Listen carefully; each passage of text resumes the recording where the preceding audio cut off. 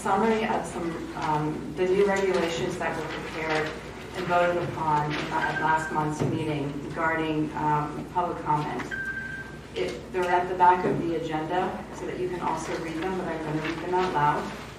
West Goshen Township residents and taxpayers may make comment on any agenda item that requires a vote by the Board of Supervisors.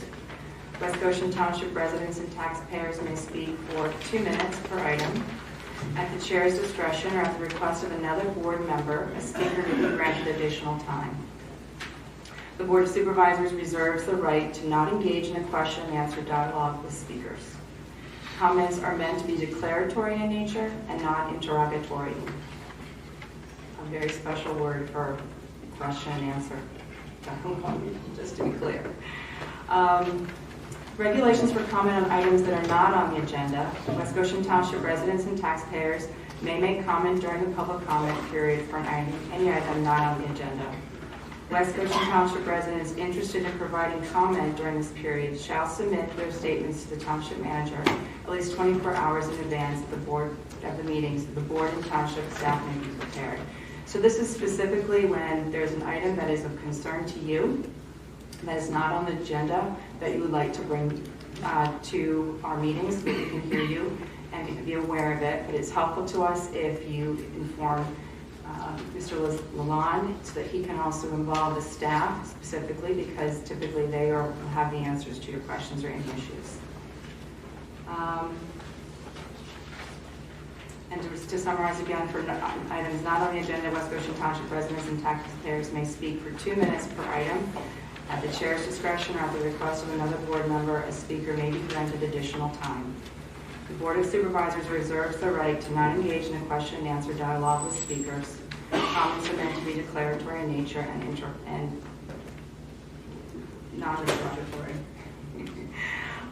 Okay, so general regulations. No individual shall make offensive, insulting, threatening, insolent, slanderous, or obscene remarks, or act in a boisterous manner, or make threats against any person or against public order and security. If an individual shall refuse to yield the floor when the allotted time is expired, or refuse to adhere to the protocols of decorum and order, by yelling or commenting when they have not been recognized by the board chairperson to speak, he or she shall be asked to leave the meeting by the board chairperson and, if necessary, to be removed by the sergeant-at-arms, who shall be a township police officer present in each meeting. Okay, so we can go ahead and get started. May I have Lieutenant Michael Carroll, could you please come up with the police report? Thank you. The police report for the month of May 2019. Our officers responded to 2,272 calls for service. A total of 66 alarms, 65 of which were false alarms. We responded to 40 non-reportable accidents and 17 reportable accidents. And our officers drove a total of 23,070 miles. For training purposes, we had 6 officers attend emergency vehicle operations course. 6 officers attended a CIT training course, which is crisis intervention training. 8 officers attended firearms training, which is a yearly training. 2 officers attended Spanish training, and 2 of our detectives attended a digital evidence training. Our selective enforcement for traffic, we conducted selective enforcement in Ashbridge Road, Glen Avenue, Spruce Avenue, Parkside Avenue, Phoenixville Pike, Fern Hill Road, Pottstown Pike, North New Street, and Rosedale Avenue. That's the report for the month of May. Thank you. Welcome. Next, we'll have the Fire Marshal's report. Fire Marshal Andrea Testa. Thank you. Good evening. For the month of May, there were a total of 28 inspections. 6 commercial use and occupancy, 1 fire blocking, 5 sprinkler, 6 framing, 2 fire alarm, 2 walkthrough, 1 fire life safety, 3 prom, and 2 standpipe. There were 8 fire calls, 6 automatic fire alarms, 1 car fire, and 1 carbon monoxide alarm. There was 1 sprinkler break. I attended 3 meetings, gave 1 fire drill, gave 2 fire safety programs, and I attended 3 hours of emergency management training. Westchester Fire Department had 15 calls for the month, And Good Fellowship Ambulance had 133 calls per month. Thank you. Thank you. Now we'll have the report from Building Off Official John Beswick. Good evening. For the month of May, there was 144 total permits. 2 single-family dwellings, 31 building, 28 electrical, 4 fire protection, 20 HVAC, 19 plumbing, 8 roofing, 10 zoning, 9 use and occupancies, 3 ENS, 5 sewer tapping connections, and 5 open space. The estimated cost of construction was $5,933,366.70, and the permit fees were $75,823.35. Thank you.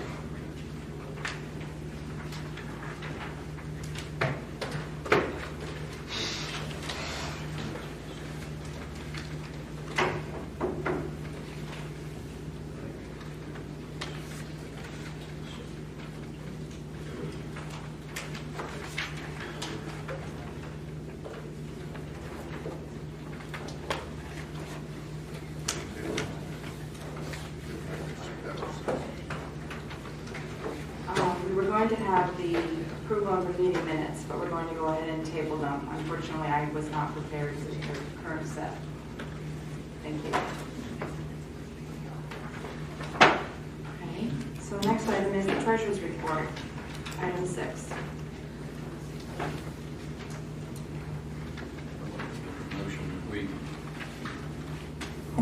Make the motion that we approve the treasurer's report. I'll second that.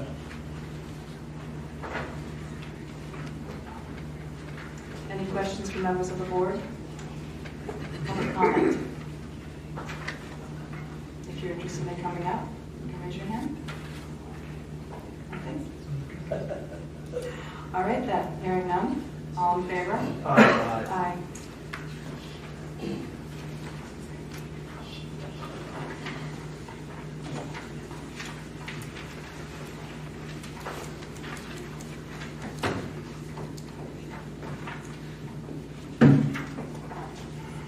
Okay, so the next item is going to be the Board of Supervisors announcements.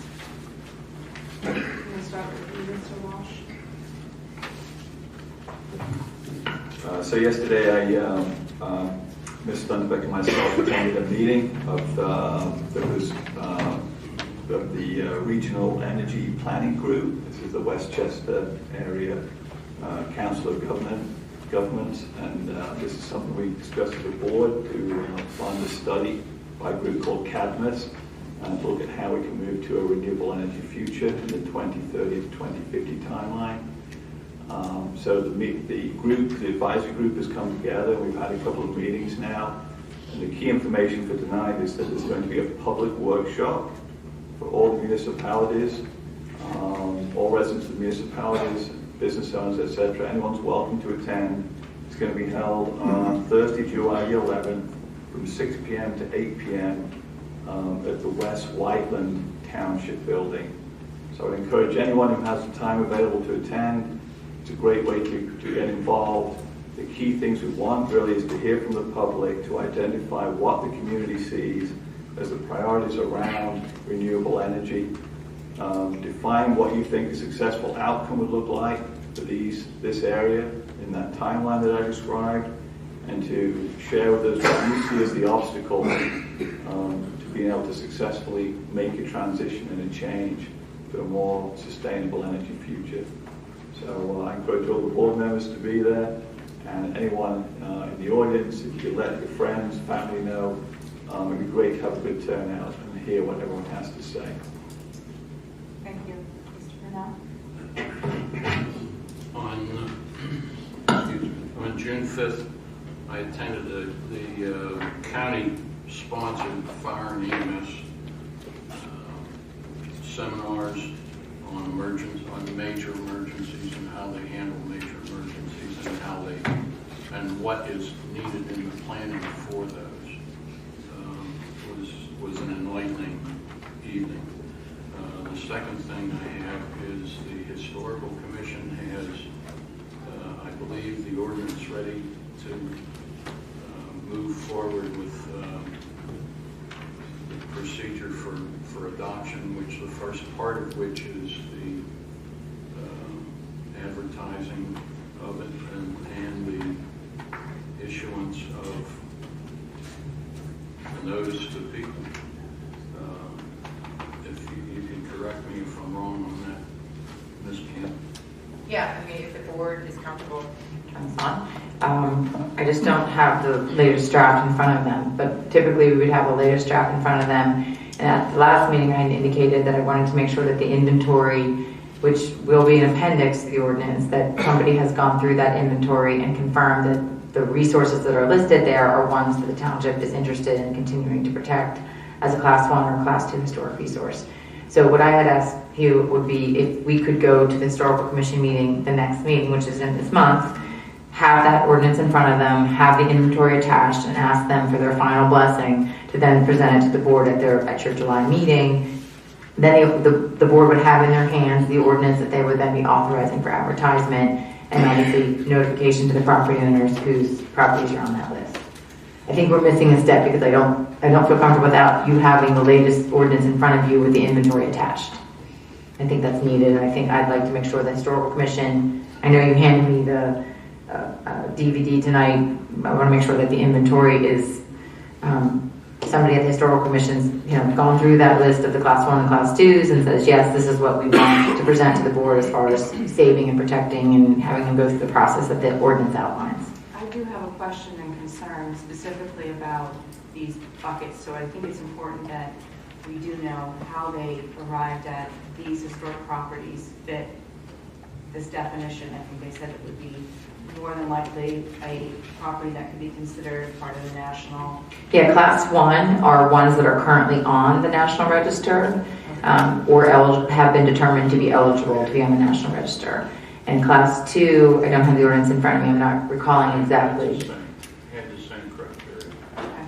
But again, the devil's in the detail, and the list is very important. And I think, as of the last meeting, we hadn't had somebody, and I don't know if the Historical Commission had done it as of the last time we talked about it, but really wanted somebody to focus on that inventory and then be able to confirm to the board that yes, this is the list we want you to move forward with as far as the protections that the ordinance offers. Okay, at this point, the meeting's the 27th, Okay. and that is a public meeting. So the goal, Hugh, would be to walk out of that meeting with a recommendation from the Historical Commission on what ordinance they want this board to then come to your next meeting to authorize an advertisement and whatever other procedures we need to go through. We have a draft at this point, so it's a case of getting half a dozen or whatever, how many members we have, getting copies to them. Okay, We'll do that. thank you. Do you have any announcements? Chris, anything? Just a quick one, folks at Parks and Recs, liaison. We have a June 29th trip to New York City. It's an all-day trip. It's one fee. I believe it's $40 or $45. Start very early in the morning, all day in New York. Do whatever you want to do. Come back on the bus. It's very popular. You spend more than $40 parking, tolls, gas. So it's Saturday the 29th. Okay. So I'm going to use my announcement time to ask my fellow board members if they would be willing to support my request that I made last month to have a second meeting that would be held similar to what we just did as an open workshop for residents to come and speak with us about anything that they have on their mind. But additionally, for us to be able to speak to them and share with them some of the aspirational activities or changes we'd like to see in the township, so that we could start a dialogue with the community to hear what they're thinking is necessary in the township, what we could do better, what we could do less of. And we could also then express some of our aspirations for the township. So, what's the process for this? Do I have a motion to support my initiative? I'll motion for that. I like the idea of what we did today. Perhaps that scheduling format would be good, where it is one day, but it's something where we can just take time out to address some specific issues that are on the horizon and get some feedback from folks as they participate. We did that today at 6 o'clock. We did advertise for that. We were discussing 4 proposed ordinances. So people can come in and give their input as to how they feel about the ordinances. So I'll make that motion. Thank you. So just to be clear, you're saying that it will be on the same day as the regular schedule? I think that might be. That's what I'd like. Yeah. Have it 6 o'clock that, the night of the regular meeting. It wouldn't be every meeting. It's every other Every other Well, you month. want to do every other. Mhm. But an hour before a regular meeting. Yeah. There's a lot going on, a lot to discuss. So one option I wanted to present, which I don't think necessarily requires us all to be at every one of these meetings, is that the sewer authority meets the first Wednesday of the month. I felt that it might be valuable to us to have a public dialogue at the beginning of the month and then be able to utilize that information, have notes of that discussion, so that the rest of us can be informed about what was talked about, especially if you can't be there. Wouldn't necessarily need to take any action, but at least we would have some information about what is on people's minds, because I think that also might help us inform our agenda when we have our meetings. So I'm flexible with it at this point, but I think that might be a good way to get started. So I'd have to ask you each to come to one more meeting. Okay, so you're saying. Sewer authority is really fun afterwards anyway, so. So what you're proposing, Madam Chair, is that it would be on a separate day from our usual. Yes, because we also have to consider the fact that we have sometimes executive session, which we need a full hour for. So that pushes it back even earlier for us. Can you still support your motions? Do you have a day in mind that you're looking to do that? Yes, I do. July 10th is the first meeting of the month, I guess, because of the 4th of July week, maybe? Is that how it works? So we will be meeting in this room, and we'll try to make sure it's put into the newsletter and on the calendar. I'm going to give a little bit more information about what's being discussed. We need your help. We're going through budgeting season right now. Mr. Purnell and I met with staff earlier this week. I guess not this week, later last week. And we learned that we have a lot of investments we're going to be making in our township in support of 3 significant components. Number 1, the comprehensive plan that identifies areas that we can get started on doing things for our township that are relevant and important, and that our residents have told us they'd like us to do. We also have a stormwater initiative that's going to be undertaken, and Mr. Craig will probably give you more of an update. We're getting very close to having our permit approved. And that initiative is also going to require some capital investment and a fair amount of work to meet our permit requirements. And third is that we still have a lot of work to do on the sewer authority. Eventually, the township will inherit responsibility for the maintenance of the pipeline underneath the ground.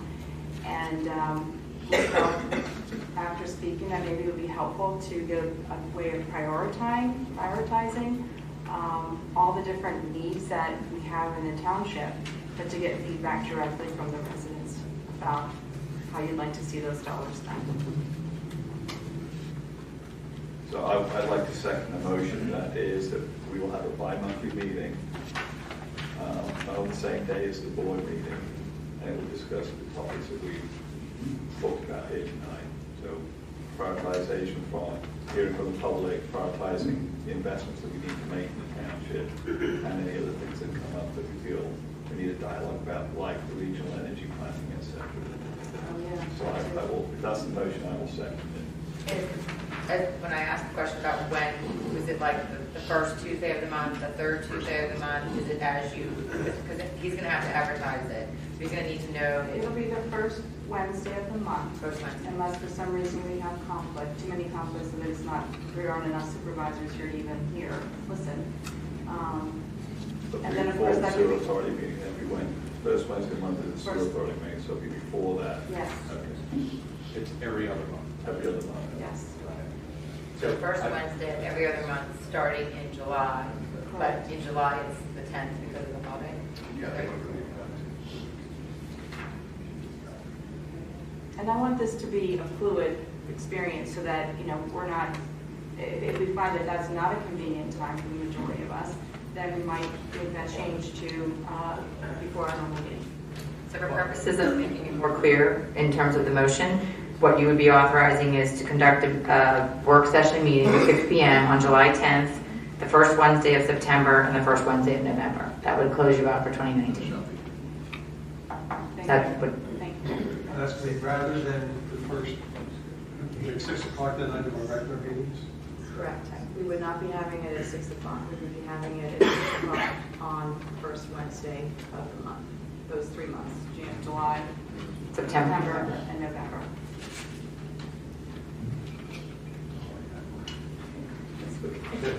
But we all don't have to be there. I mean, that's the good thing. We have commitments too. To that point, Madam Chair, maybe it should have some clarification for the audience that this isn't necessarily a session where we're going to be voting on things and approving. Correct. This is more Sharing information and hearing their points of view. And so we don't have a quorum necessarily before we can still proceed with the meeting. That's right. Okay, so I have a motion and a second. Any public comment? Yes, Ms. Whitmore.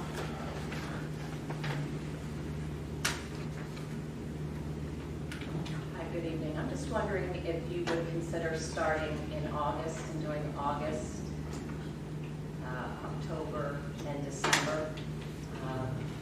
In December, you would already have a budget, a proposed budget. And then, let's see, December, so backtrack 2 months from that, October. Well, the reason why I'd like to start this as soon as possible is because in every budget cycle, there is a huge crush of work that needs to happen from October through the end of the year in order for all the data to be collected, analyzed, and decided upon. So having that meeting start in July gives us an opportunity to hear some of the concerns and comments about the priorities of the township. That's fine.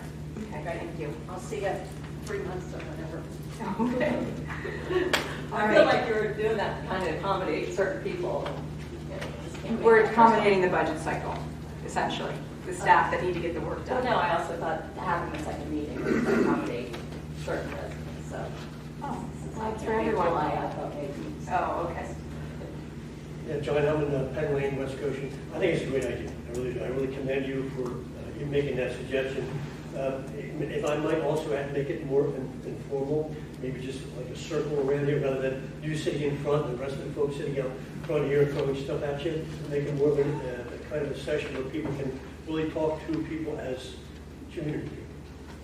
That's what it's like, let's talk neighbor to neighbor. Right, yeah, thank you, John. I'm sorry, you're not a resident. I'm a taxpayer of West Goshen, I serve the papers. You're not a taxpayer of West Goshen I'm a taxpayer of West Township. Goshen, I serve the papers, I have a copy of it here. We received your letter, and it actually wasn't from you, it was from Kim Rivari. Yes. We received a letter on June 17th from Kim Rivari indicating she's a resident of the township and is currently disabled. The township will respond directly to Ms. Rivari to understand exactly what her disability is and how the township can provide a reasonable accommodation to her to allow her to participate in township meetings. The township is aware of the requirements in the Americans with Disabilities Act that affords persons with disabilities certain protections. The township will take all necessary steps to ensure that Ms. Rivari has appropriate, reasonable accommodations so that she has the ability to communicate with the board and the ability to the extent she can to participate in these meetings. The township does not interpret the Americans with Disabilities Act the way that she sets forth in her letter. We do not believe that it is her decision as to what reasonable accommodation the township will provide. When the township communicates back to her in writing the way her letter suggests, we will have a better understanding of what her disability is, and we will have a better understanding of what accommodation the township needs to make to be able to comply with the ADA and allow her effective communication. The township does not have to accept what she proposes as the reasonable accommodation, which is to designate you as a spokesperson. So the township is not going to recognize you this evening as her spokesperson. The township is going to adhere to the resolution that was passed last month and that Ms. Stuntebeck mentioned again at the beginning of the meeting. And again, it was a letter from Ms. Rivari. The township will respond directly back to her. Thank you. She has appointed me as a spokesman. Sir, I just addressed the letter. You can sit down because they're not going to address you as her spokesperson tonight. We do not agree with you that that's what the ADA requires. We put a lot of effort and a lot of research into this in the last 2 days. The letter was dated June 17th, which was yesterday. The township will take appropriate steps to make sure that it is complying with the law and understands her disability, as I just explained. Thank you. Okay, township manager's announcements. Yes, I just have one piece of advisement for the board just to look at. We received Mr. Hayes, did you vote on the meeting? Yeah, thank you. Yeah, we didn't do that. Thank you. Thank you very much. So glad you're here tonight. And can you Okay, just so we have a motion and a clarify second. Do we what have? is voted on? Yeah, so what the motion was for the board to conduct a second meeting of the month. It would be starting on July 10th at 6 p.m. And then the next meeting would be the first Wednesday in September and the first Wednesday in November at 6 p.m. That was what the vote would be. 6 to 7 p.m. Be a work session meeting of the Board of Supervisors. So that was the motion and the second. Okay. We had the motion and second. All in favor? Aye. Aye. Thank you. Thank you. Oh, that's good. We received some communication from the Borough of West Easton in Northampton County, Pennsylvania. Again, just for your review, no action. They have forwarded to all municipalities in Pennsylvania a resolution to amend the right to know law and provide relief from vexatious requesters. We get probably 300 requests from businesses on a yearly basis looking for all townships to provide them with cold call leads for fences and sheds, and we spend an inordinate amount of time not focusing on our residents' requests. I send probably 5 or 6 every couple of days down to Don Messersmith downstairs looking for building permit information. It just takes up an inordinate amount of time. I would just like the board to maybe look at this in the next couple of months, just to try and apply some pressure to PSATs to change the law a little bit to get rid of those commercial requests. Thank you. That's it. Thank you.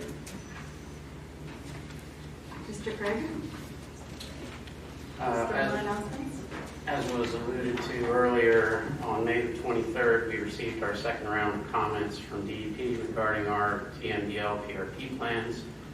Comments were pretty minimal, so on June the 5th, we responded to DEP, provided the additional information required, and on Friday, June the 7th, we advertised for a second comment period on the revised TMDL PRP plans. The comment period started on June the 10th and will end on July the 9th. Any comments are received, comments will be addressed, and copies of both the comments and the responses will be provided to DEP within 15 days after the close of the comment period. It's my understanding, based on email that we received from DEP with those comments, that they will issue a draft permit shortly, and upon receipt of the comments and the responses to those comments, a permanent permit will be issued for the TMDL PRP plans and our MS4 permit in general.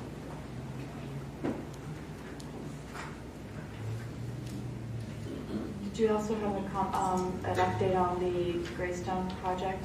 The Greystone project is continuing. The Collector Road is approximately 2/3 completed with paving, grading, curbs. We are starting to review building permit applications, although none have been issued as of this date. Once all of the appropriate financial paperwork and all has been received and reported in the HOA documents, we will then proceed to begin to issue building permits, which will probably be within the next month. And those permits will be for model homes. Thank you. Mr. Webb, zoning officer's announcements. Thank you, Madam Chairperson. With regards to the zoning hearing board, we did hold 4 hearings on 4th June. The zoning hearing board did not render any decisions that evening. They took all the hearings under advisement, and are going to render decisions at their June 26th meeting. Along with the rendering of decisions at the June 26th meeting, the zoning hearing board application will have 2 new applications to be heard, one of which is 04-2019, which involves 704 East Market Street. That hearing depends on the direction that the board takes this evening with the text amendment. That hearing will actually have 2 separate hearings. One will be that specifically is going to deal with the uses themselves or the use variance request itself. And then on July 18th, the zoning hearing board will hear if the board does not allow for the off-site parking aspect of the text amendment, the zoning hearing board will take up that request from the applicant, because simply at this time the applicant doesn't need relief, but will need relief. So the zoning hearing board will take up that relief on July 18th. So the hearing on the 26th regarding that application just strictly deals with allowing for public places of amusement within the C5 zoning district, which once again would be withdrawn if the board does allow for those uses per the text amendment. The second application that will be heard on that evening is application 13 of 2019, which involves 862 Spruce Avenue. This applicant is seeking a variance from section 84-47. They currently have a 6-foot high stockade fence along High Street. However, it's a corner lot, and being that it is a corner lot, our ordinance prohibits a 6-foot high fence within the front yard setback. We only allow a 4-foot high fence that must be see-through. This applicant simply replaced the fence, but did not contact me prior to doing so. I had received not a complaint specifically about his fence, but about fences in the area that were in violation. So when I was out there, I did note this fence as one of the ones that this gentleman could or could not have been talking about. So I did send this gentleman a notice of violation. He responded. He appealed to the zoning hearing board. The purpose of his fence is his hardship is A, that he's a corner lot, B, he abuts a very busy roadway, and C, that fence actually blocks light pollution from the Rams Diner, which is directly across the street from him. If the board, some of the board members may remember, we did, getting off topic, we did change the ordinance a few years ago for major roadways that we allowed people that had to put up a 6-foot high solid fence along major roadways. We did not include High Street in that, but that might be something we want to take a look at, because there are a few folks that have higher fences because of being around a shopping center, the Rams Diner. So I would just ask that the board give direction whether they would like to take a position on either of these applications at our June 26th. And with respect to 04-2019, maybe we circle back on this after you guys decide what you would like to do with the text amendment. Because if you decide to not go to off-site parking, then we need to know what your desire would be for that with the zoning. My recommendation is we have allowed 6-foot high fences in front yards on other applications, and that would be whether you guys want to take a position on that application. My only question there is if the fence is along High Street, what's the site distance for pulling out of Spruce? Okay, so the gentleman actually, there's a ton of distance. He actually, before he put it up, he had the police department. Now, I didn't verify this with the police, but he told me that he actually had the police come out and look at where he was placing it.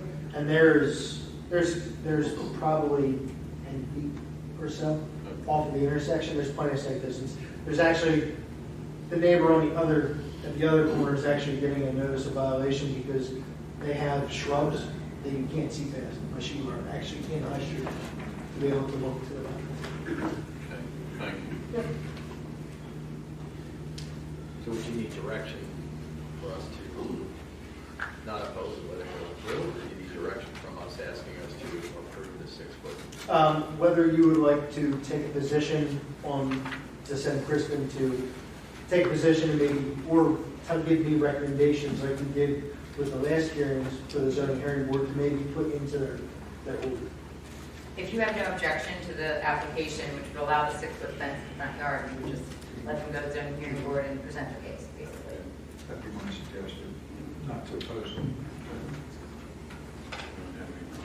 I would agree on both matters. Thank you very much. That's all I have.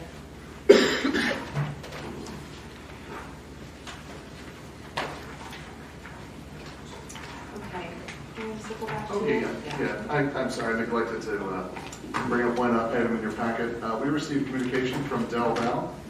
They're the public bond pool that we have our 2014 loan with, building D, the Public Works Building. We were essentially in the call period. They are proposing a reduction of 1% of interest rates for the remainder of the term, saving the township between $30,000 and $35,000 a year in interest payments. There's no cost to convert the loan, and they're recommending the board take action to do so. You can always do this at the July 22nd meeting as well, if you want some more information, just more information under advisement. They're giving us that kind of a break, we can do it now. Okay. And what legal document do they need to approve to do that? Resolution. I'm not sure if I gave you the resolution in the packet. I don't believe Del Val has provided that with the information. Because we just got this days ago as our call period started. So I'm in favor of taking it. okay. Same time limits, same time, get another loan? Yeah, the loan does not change, except the interest rate is reduced and but the time period is pretty much the same. It's the same time period that existed before. Correct. It's the same. Correct. Yeah, we just have a reduction in the interest rate by 1 percentage point. And Jean was helpful in identifying this issue Yes. and walking through it as well when we had the conversation at the budget committee that this was an option that we could go ahead and pursue. And she felt very comfortable and confident that it was just a basic change in the rate. Correct. I'll make a motion that we go through with it. I'll second that motion. Okay, we have a motion and a second. Public comment, please.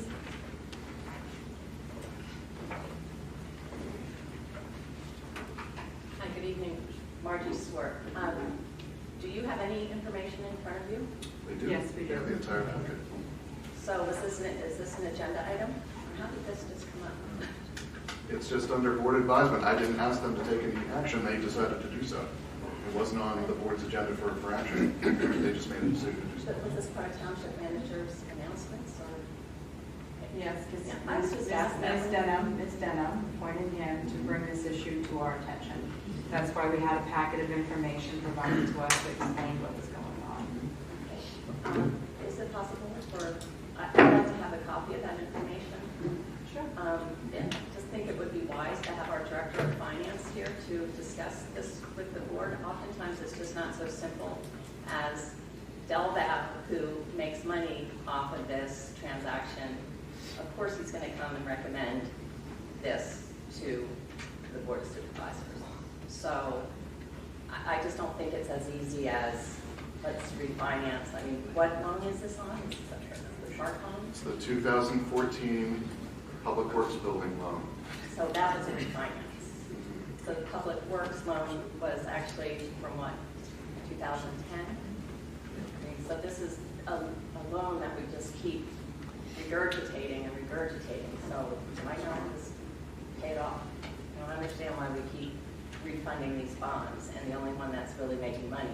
You know, they say we're making we're saving $35,000, but unless you have, you know, I just would like to see evidence or wonder why it wasn't put on the website Ms. Schwartz, it was under township manager's advisement. I did not ask them to approve this tonight. Someone just made a motion to do so. Well, and, Right, like you hold off until the July 22nd meeting. well, just so you know, the reason why we're even discussing this is because Jean has already gone through the process of analyzing this, prepared a presentation of the information for us, so that we could agree, which was what her recommendation was, to go ahead and accept the 1% reduction. That's fine. I'm just disappointed that it wasn't even on the agenda. And thereby, It wasn't up for a vote, Ms. Schwartz. well, you're They voting just on did it that. now, though. I'm not doing anything. They brought it up as a vote. All right, and I believe anything that is up for a vote must be on the agenda. No. So, anyway, thank you. Thank you. Okay, we have a motion and a second. All in favor? Aye. Okay. I think we're now moving quickly to the comprehensive plan. Ms. Kim? Sure. At the May meeting, this was introduced to, no, this doesn't need to be transcribed. At the May meeting, Mr. Ott was here explaining to you the work that he had done with your comprehensive task force committee. He explained that he had been in communication with the County Planning Commission to address some of the comments and concerns. He had actually written a letter back to the county planning and had prepared an addendum, which is now incorporated into the latest draft of your comprehensive plan. The Pennsylvania Municipalities Planning Code outlines the procedures that the board has to follow in order to adopt the comprehensive plan. So I want the minutes to reflect, and I'm going to hand to Casey what I prepared as the exhibit packet.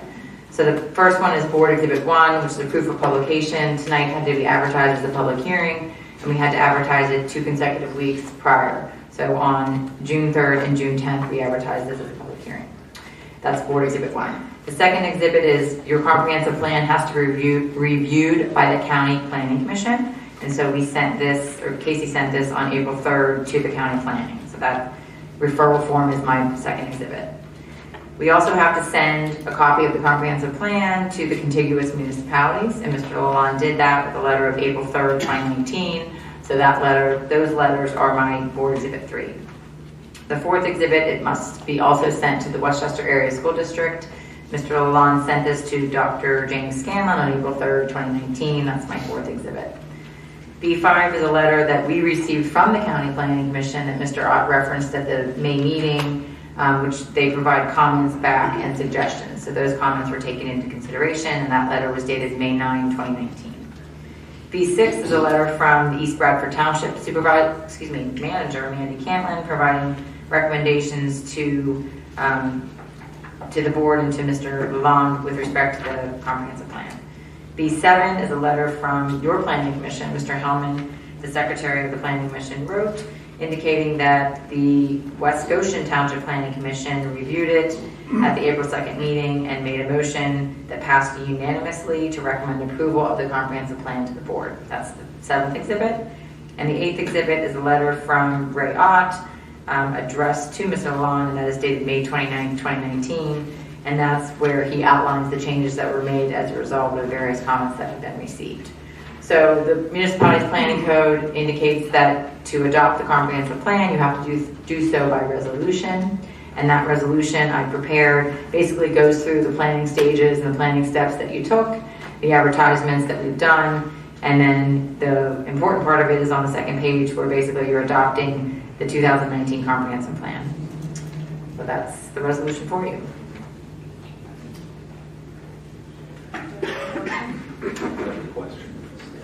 I have a question.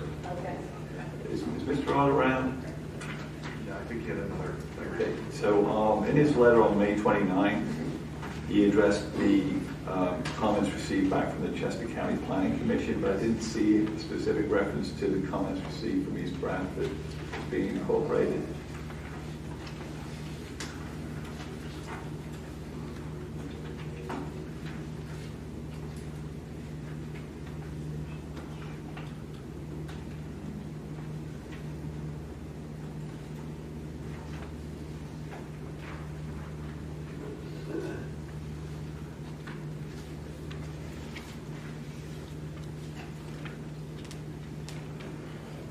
The board asked that I distribute the minutes. She doesn't really say what.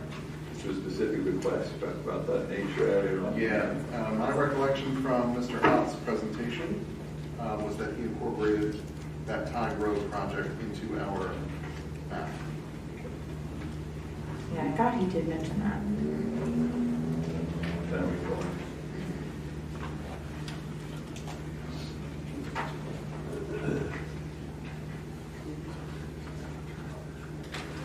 Any other questions from the board? Do I have a second? Second. Okay, I have a motion and a second. Any public comment? Hearing none. All in favor? Aye.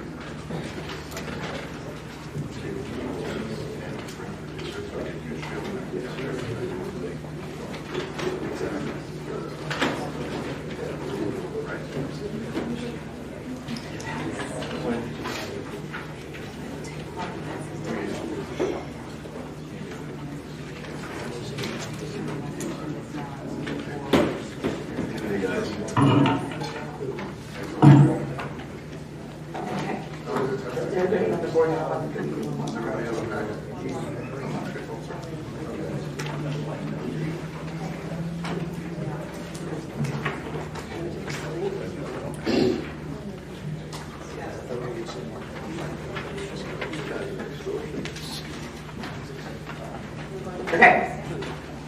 So the next item on the agenda is conditional use hearing for Westchester's Area School District. I'm going to introduce exhibits on behalf of the Board of Supervisors. First of all, Westchester Area School District is the applicant. They own property identified as Chester County Tax Parcel 52-2-114.3A-E. They seek conditional use approval pursuant to Section 84-12G1 of the West Goshen Township Zoning Ordinance in order to develop a two-story, 76,524 square foot elementary school building with a playground, hardscape areas, sidewalks, parking, driveways, stormwater management, landscaping, and lighting. The property is 24.96 acres. It's along Pottstown Pike and Aram Avenue. It's located in the R3 zoning district where educational uses are permitted by conditional use. They also have to demonstrate compliance with Section 84-57.10 of the zoning ordinance. Board exhibits B1 is the conditional use application with a memorandum dated May 6, 2019 from the school district's legal counsel, Ross Unruh. Board exhibit 2 is a proof of publication of tonight's hearing. This hearing was advertised in the Daily Local News on June 3rd and June 10th, 2019. Board exhibit 3 is an affidavit of posting from your zoning officer, Bill Webb. He posted the property on June 5th as required by the municipality's planning code. B3 also includes a list of adjacent property owners who received notice of the hearing and photographs of the posting. And then B4 is draft minutes from your planning commission. Your planning commission met last week on June 11th, and they gave a recommendation to the board that they would support the application with the following conditions. The loading dock will be located on the west side. The main parking lot will be located in front of the school. Sidewalks will be extended from Aram Avenue up to the proposed school building and connected to the existing sidewalk system. So that was the Planning Commission's recommendation, and that's set forth in Board Exhibit 4, which is draft Planning Commission minutes. Is there anybody in the audience that owns property in close proximity that wishes to be a party to this proceeding? You need to come forward, and please, I'm going to go off the record for you to fill out this form. Please give me your name, your address, most importantly is your email address, and write legibly.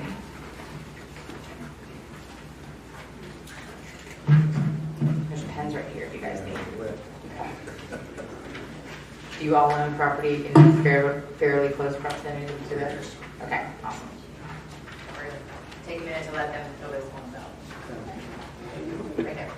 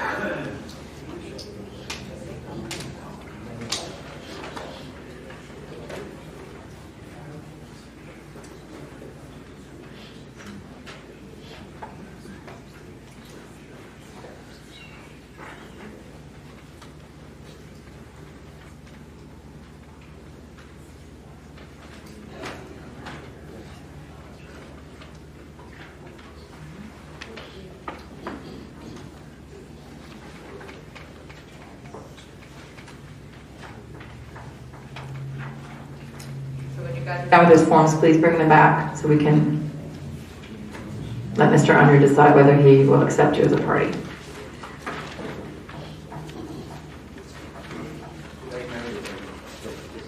I'll explain.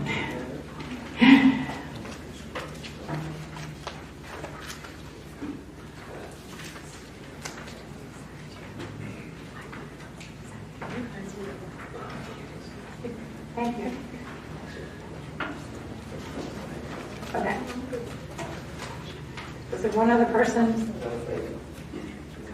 Okay. Okay, let me just explain again that to be a party, you must own property in close proximity of the proposed school project. You have to be granted standing by this board. If you just want to make a comment or have a question, you don't have to be granted party status. To be granted party status gives you the right to participate in the hearing and cross-examine the witnesses that the school district will present. It also gives you the opportunity to present your own witnesses, and it gives you the opportunity to appeal whatever decision the board makes. So to be a party, you get those extra levels of protection. If you're just a resident, Westchester School District taxpayer, and have a concern or question, you can still participate and ask questions without being granted party status.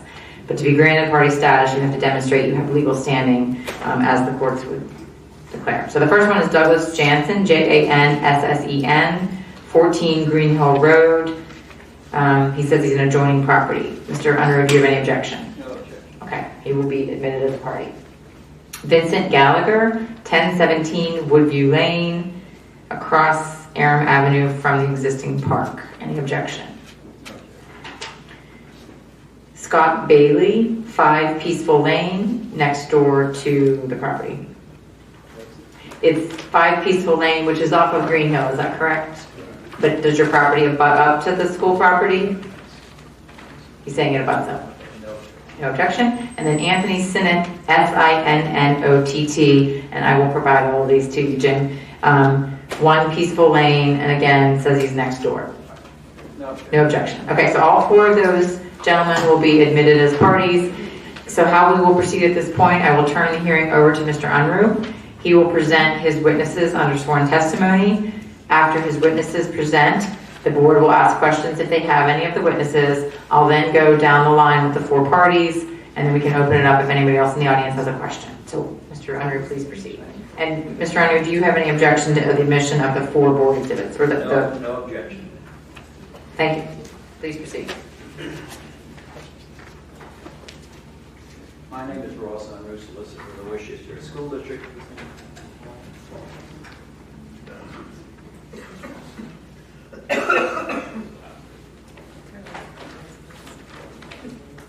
All right, well, I'll speak loudly. If anybody has trouble hearing, just raise your hand and I'll try to raise my voice and we'll do the same thing with the witnesses. As indicated by the township solicitor, we're here for conditional use approval for a school. Now, conditional use approval is basically a permitted use so long as the board listens to this hearing to demonstrate that the applicant complies with the objective ordinance requirements.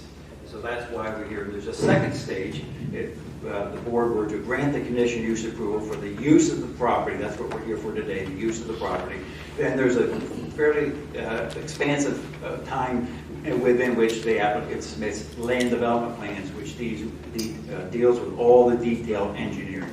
So tonight it's just dealing with the use of the property. This property was purchased by the school district approximately 15 years ago, primarily at the time for fields, but subsequently for the school. The school was always sort of in the mix, but right now, as Mr. Campbell will explain, there's a need for the school. I have 4 witnesses, Kevin Campbell, who's the Director of Facilities for the school district, Chris Rizanis with Bowler Engineering, who will explain the site plan, Tim O'Kane, who is the architect, who will review the floor plan and the exterior finish, and Peter Spizak with traffic planning and design, who's a traffic engineer, and he'll review his executive summary. The traffic study is about yay thick, about 3 or 4 inches thick, but there's a summary which basically he will review. So that is a preview. If there are not any preliminary questions, I'll have Mr. Campbell come up here to be sworn. While he's doing that, you'll see in your exhibit packet, I handed out exhibit packets to the board. A1 is the deed of the property. You need to come up here.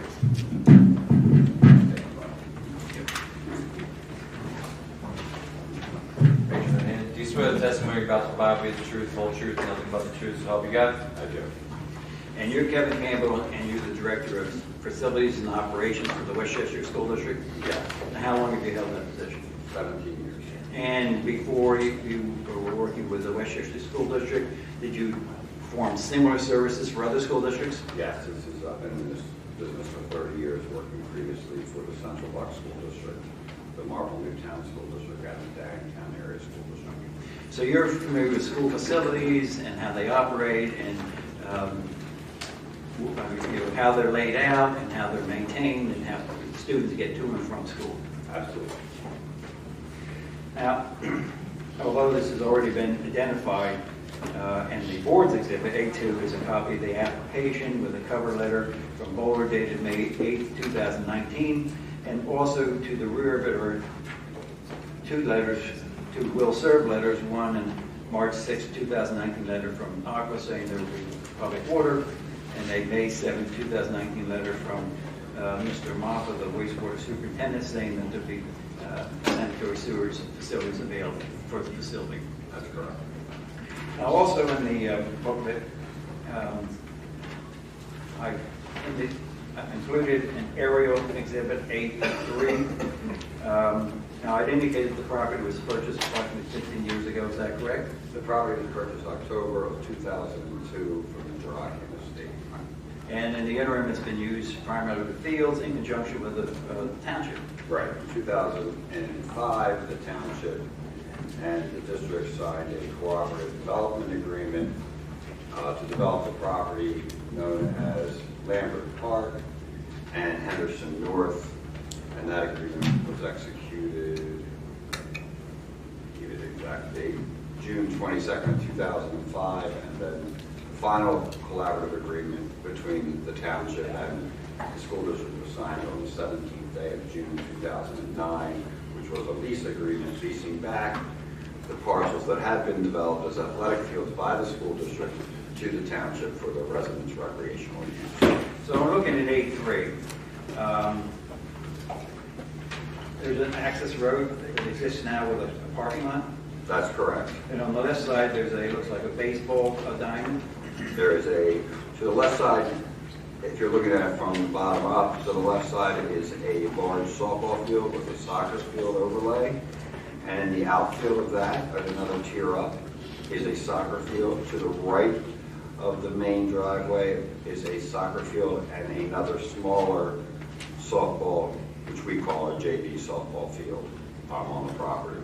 And where is the proposed school to be located? The proposed school will be built to the right of the driveway, overlaying both the soccer field and the softball field.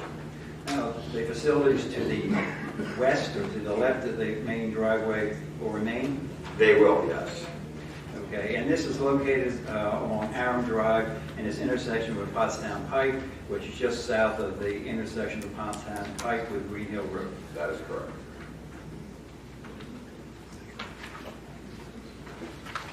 Objection. Public has not afforded the copy of this overlay, so we don't know what you guys are talking about.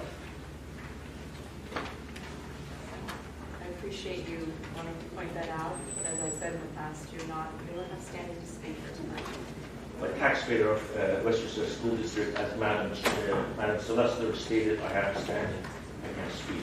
Excuse me, Rick, do you have the existing facilities plan available? Do you want the area? I have an area. Oh, you do? Fabulous. Thank you. There you go. Thank you, Mr. Honorable. Right. Right. I'm going to testify from over there because I have a deep voice. You can try all hear me, and I can probably point out some things. So just to refresh what we've already covered.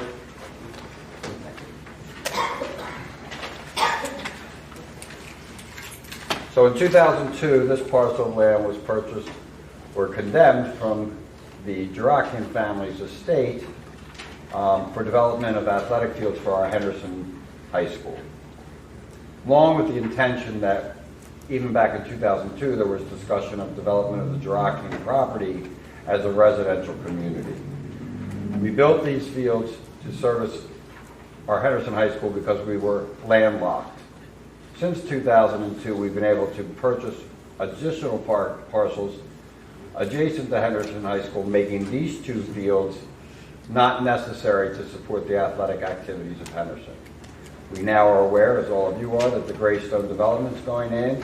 It will be about 600 students, 600 homes, creating about 300 students. We plan to build Greystone Elementary School, essentially right here on these two fields with parking to the front, and we'll go over that, I'm sure, in a later exhibit. But that's how we plan on developing this parcel. This parcel to the rear of our property is all part of the development parcel, as is everything from Aram Avenue, which will continue here, up and down and through here, and obviously off the picture with the 600 homes that are being built. 598 to be exact. 598, thanks. We don't need two more. No, we don't need two more kids either. 589. So explain why the school is necessary. Yeah, the reason we're building this school, it will have a capacity of 600 students, as I stated earlier. There'll be approximately 300 students that attend the school just from the new housing starts, and others will be students that are currently attending both Mary C. House Elementary School in West Whiteland and Fern Hill Elementary School in West Goshen, which we're currently dealing with some overcrowding in both of those facilities. We had to put portable classrooms in 2 years ago at Mary C. House, and this summer we are converting the faculty dining room into a classroom at Fern Hill due to the population explosion we're seeing in both West Goshen and West Whiteland with school-aged children.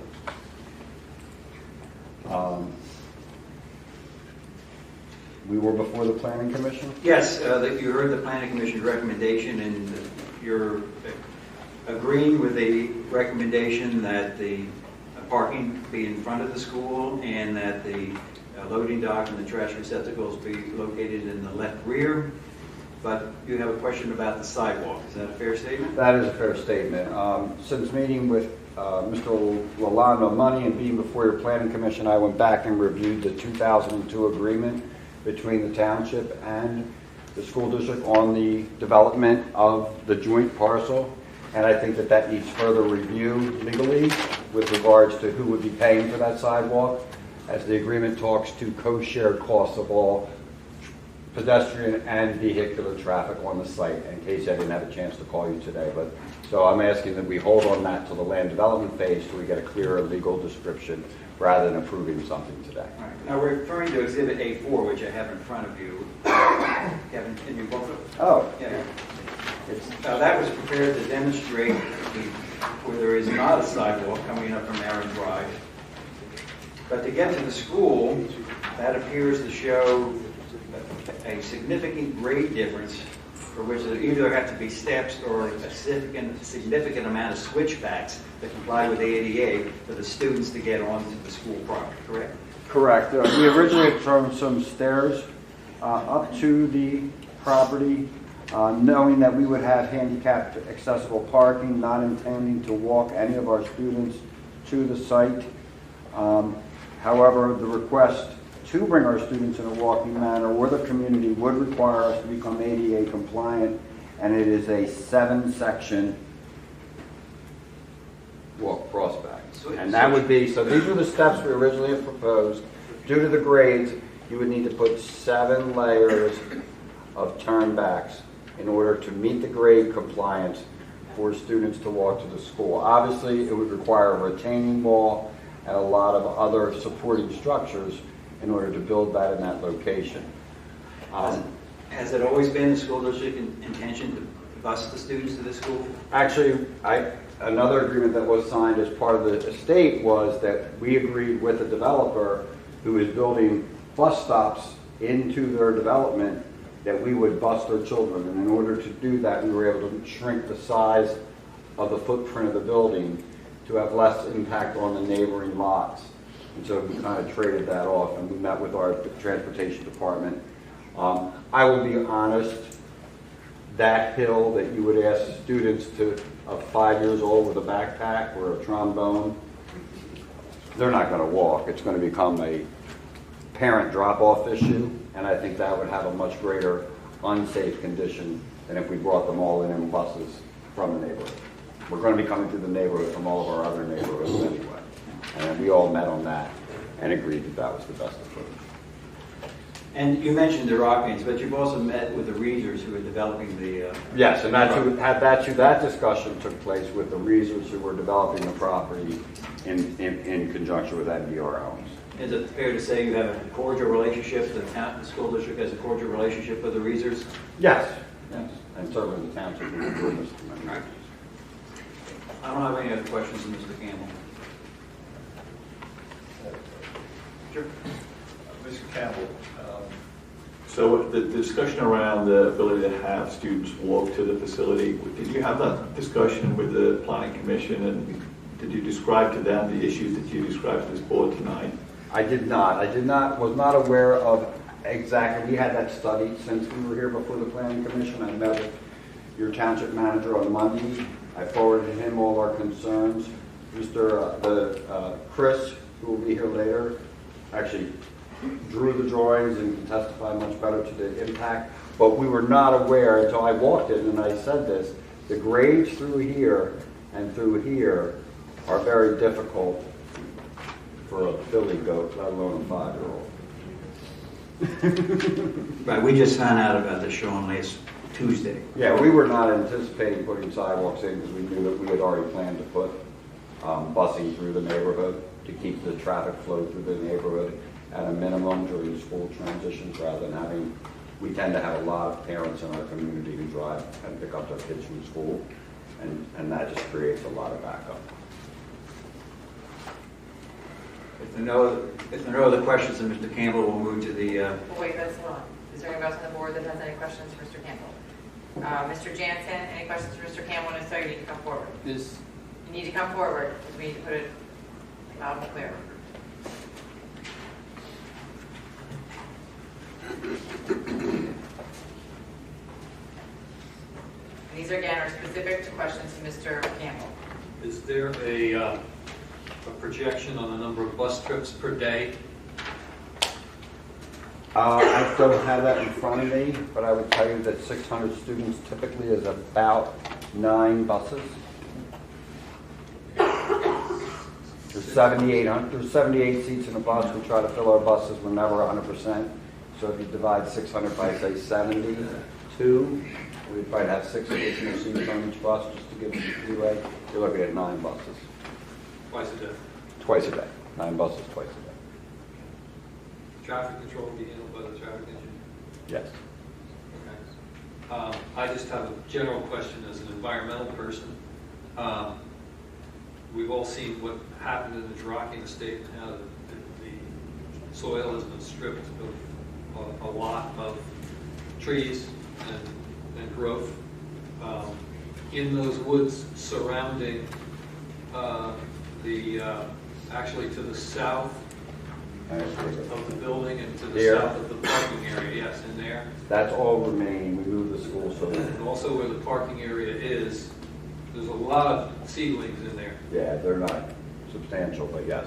And there's a lot of beach saplings and seedlings. I know that there's an informal group called Tree Savers, I believe it is. Tree Tenders. And I've been in touch with the lady about that. I'd like to be able to work with you on trying to save some of those. That'd be awesome. I'd give you my business card after In fact, some of those are beautiful beech trees that have been in there for a long time, and they could be used for replanting the site at a future date. Our landscape plan obviously calls for more trees being installed than we're taking down for this project. Actually, a question for the board. Mr. Gallagher, any questions for this witness? Yeah. I don't know if you can answer this question or not. Sir, hold on. He has to take it down, so just wait till you get there. Well, now there's existing ball fields that are not going to be touched on the other side of the road. Yes. Okay, are they, I guess, I don't know if this is a question you can answer or not, but are they going to become part of the school grounds, or are they still going to be leased by the township? We are hopeful that we can continue to partner with those two fields with the township on the joint recreation agreement, just as we do now. Wasn't the answer I was looking for. Yeah, no. I figured that. Well, I live right behind it. It would be nice to have a quiet sense. To that point, do you know when that lease agreement expires? The current lease agreement expires upon the district deciding to build on this existing site. So once we break ground, then that lease agreement will go ahead. And the township manager and I have already met to try to keep the community having recreational activities on those two fields, which are used much more than we do right now. Okay, thank you. I have another question that's possible. Please come forward.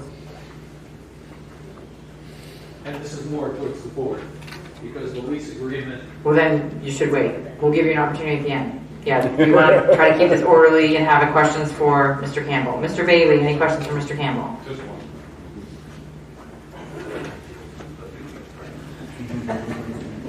Good evening, Scott Bailey, 5 Peaceful Lane.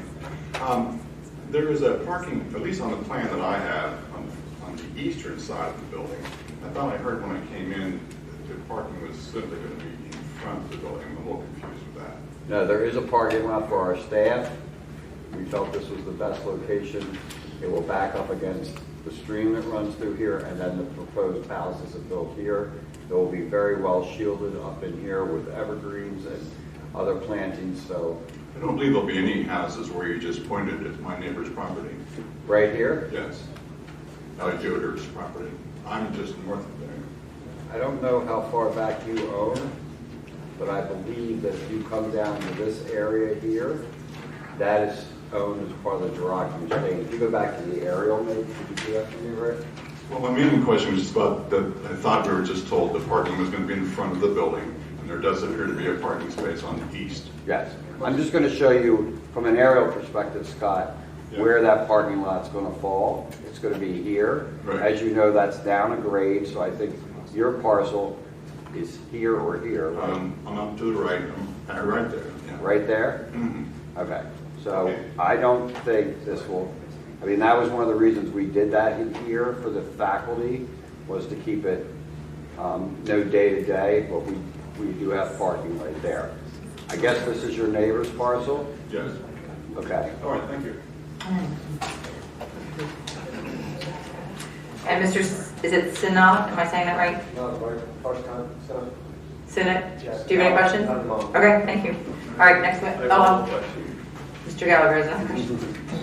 Could you show us where the loading dock is on this diagram? Yes, the loading dock space will be right here as part of the exterior, and we bring in, wait, am I in the right spot? No, I'm sorry, right here. Right there. It's the right rear corner. And that would be at the location which would have the least visual impact for anybody abutting the property. Right, that's the parking lot for the dog park right there, if you know that, so.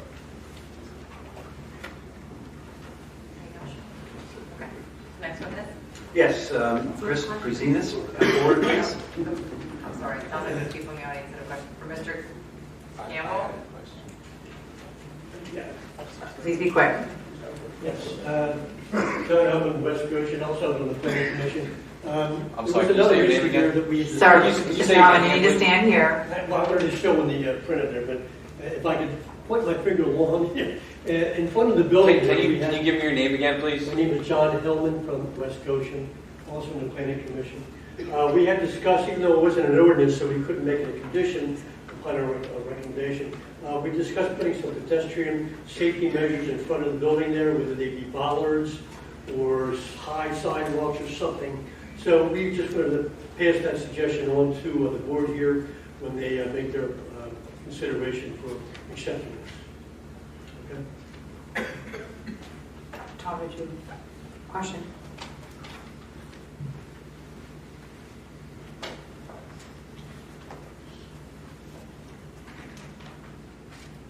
Tom Casey, 1113 Windsor Drive.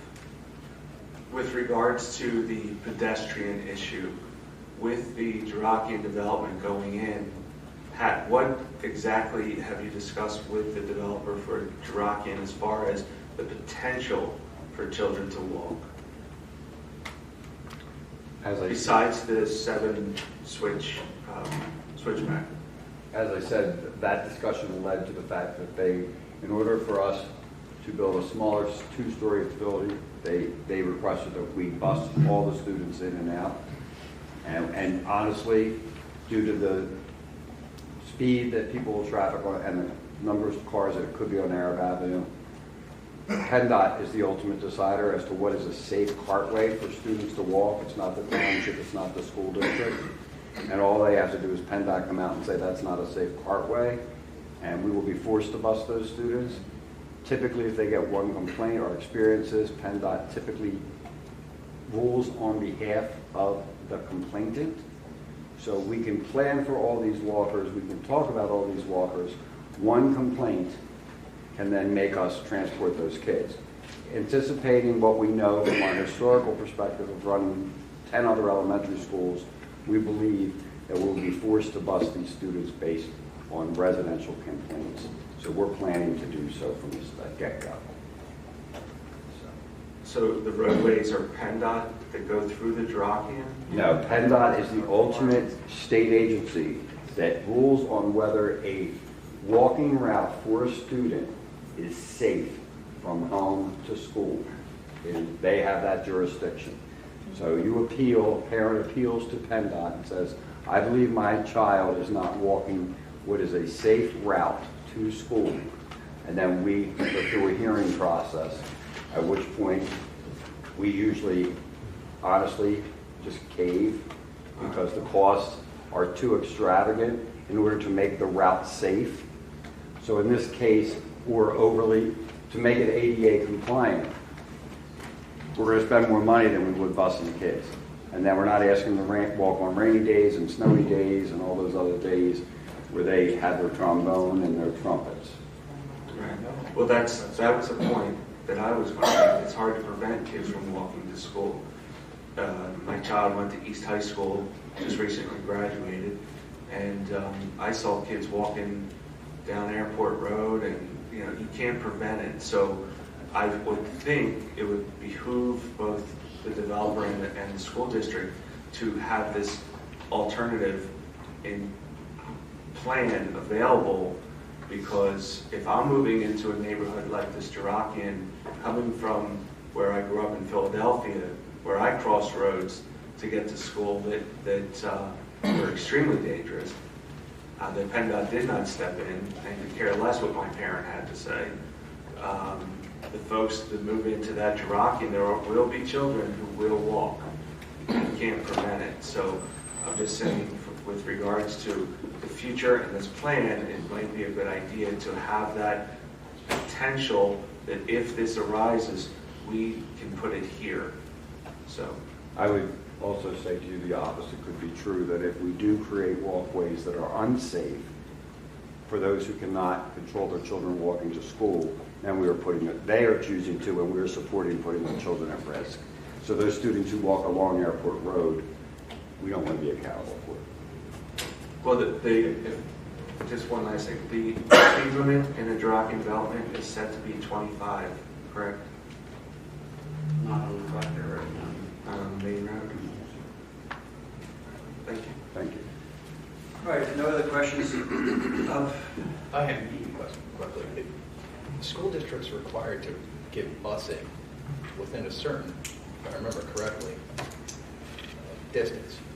I don't think they're required to give busing to folks that are within a half a mile. Isn't that correct? No, the school code is twofold, and it's different from when you and I were attending school with this gentleman that just testified. It used to be that if you were in 1 mile as a crow flies to an elementary school, it didn't matter what your cartway was, we could force you to walk to school. And if you were in high school, it was 1.5 miles. Right?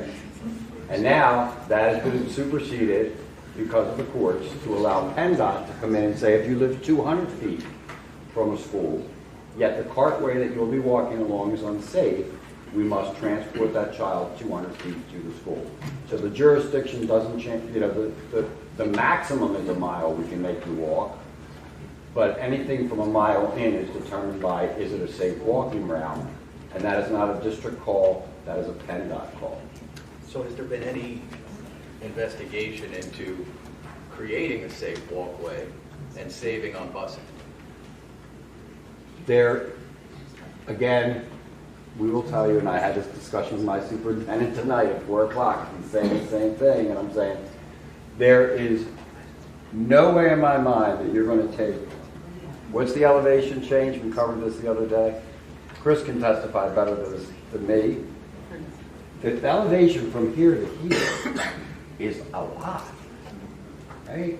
And so we typically are going to put our kids along a road that has hundreds of parents dropping off now from the community and buses, unsupervised, going to school.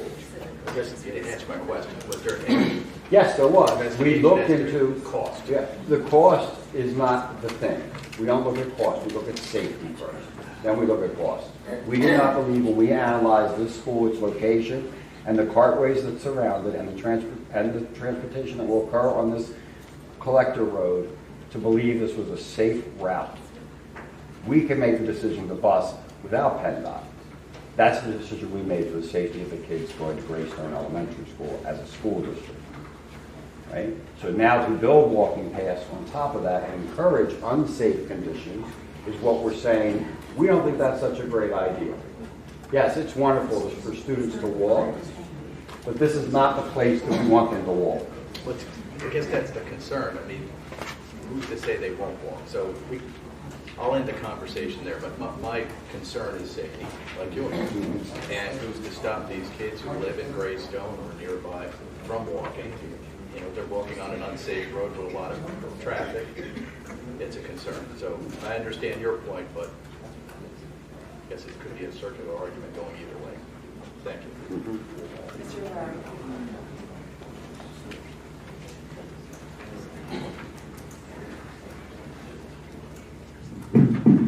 ABBAS, last name RAHBARI, 1613 MANLEY Road, Westchester, PA, taxpayer school district of Westchester.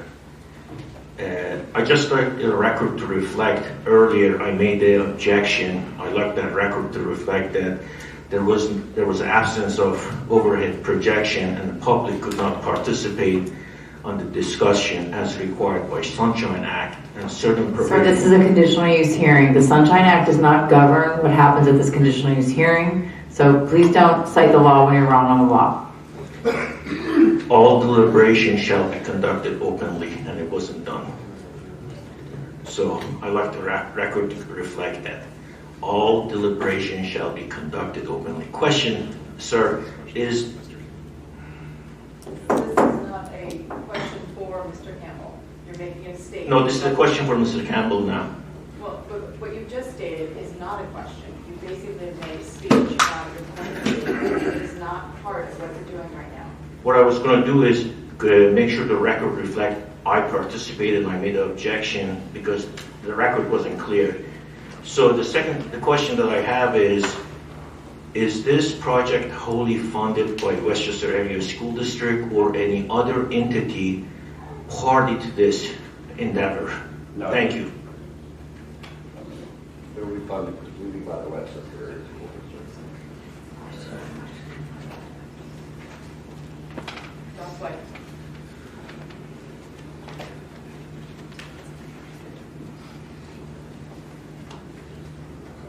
Doug White, 1001 Woodview Lane, Westchester. I would respectfully request the board to consider as conditional use the pedestrian access. I understand Mr. Campbell's concerned about the grade, but as we've seen in the back, where I thought they could never build a road, right in the back, they made the grade so they can build the road. So the pedestrian access safe position is very important. Tom Casey made a good point. Kids will walk, you can't prevent them. might as well make it as safe as you can. Number two, please also respectfully request that you ask for pedestrian safety measures, as Mr. Hellman suggested, in front of the school. Thank you. Okay, next witness, please.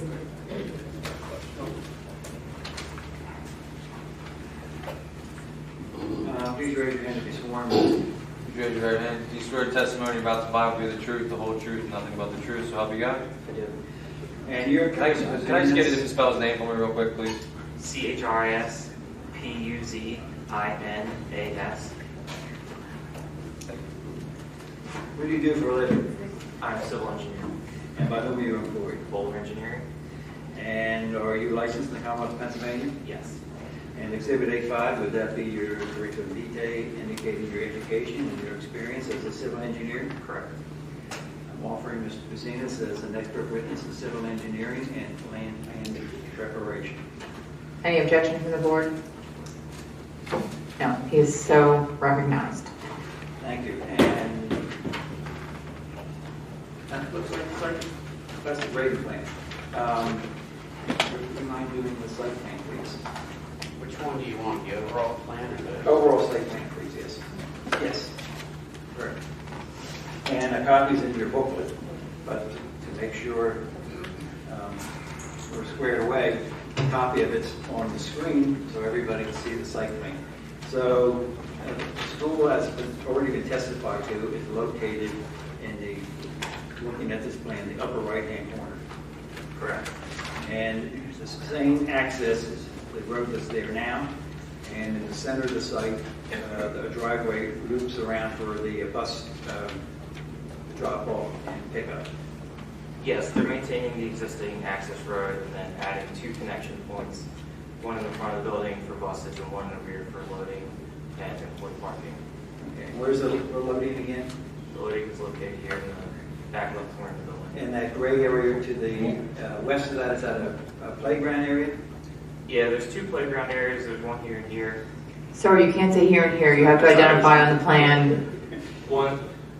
The playgrounds are located to the west of the building. One is a hardscape playground, and one is a regular grass area. Now, the reason why we drew attention to the parking in the front and discussed with the planning commission, and they recommended the parking in the front, is because the board has to make a specific conditional use approval of having the parking in the front, according to the ordinance. Is that correct? Correct. So the majority of the parking is in the front, although there may be some on the east side. Yes. Now, to the south of the parking area, there appear to be some facilities. Would they be stormwater management facilities? Yes. There's an existing stormwater basin that was built as part of the original development of the ball fields. Right. We are proposing an additional above-ground basin here and an underground basin within the parking lot area. So that's conceptually, that's your stormwater management proposal. Yes. And that will be further vetted in greater detail during the land development process. Correct. And there's a landscape plan included in the plan set that was submitted with the conditional use application. And there was some discussion in terms of keeping existing vegetation. Could you explain what your intentions are? Yes. The area to the east of the school here is wooded and also has steep slopes which can't be disturbed. So that area is going to be maintained. There are some trees in the middle of the lot that will be removed, but we are meeting the ordinance requirements for tree replacement.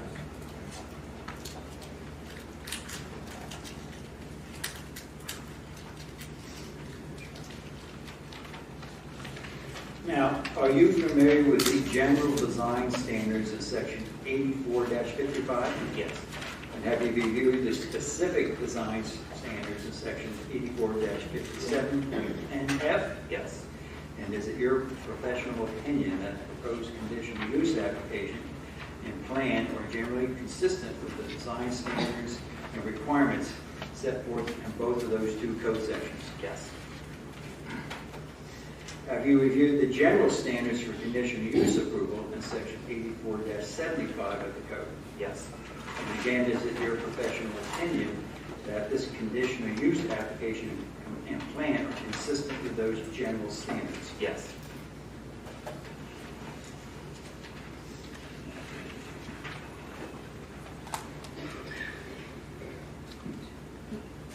I don't have any questions for Mr. Kazinas at this time. Anybody on the board? No? Party forms. Mr. Jansen, any questions for this witness? No. Thank you. Mr. Gallagher? No. Mr. Bailey? And Mr. Chanel? No? Okay. Anybody in the public have any questions for this witness? Okay, let's move on to your next. Mr. O'Kane.